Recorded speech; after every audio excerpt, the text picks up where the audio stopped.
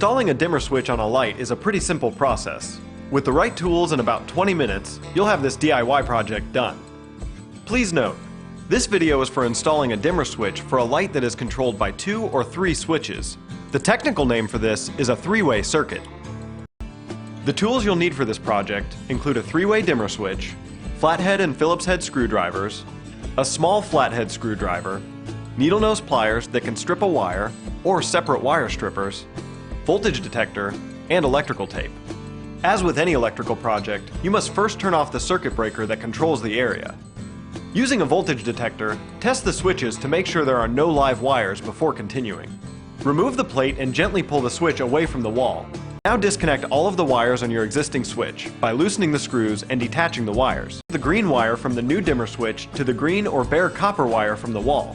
Next, connect the black dimmer wire from the new switch to the common wire you have labeled with a piece of electrical tape.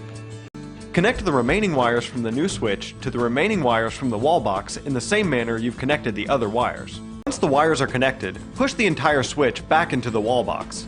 Secure the new switch to the wall and attach the wall plate.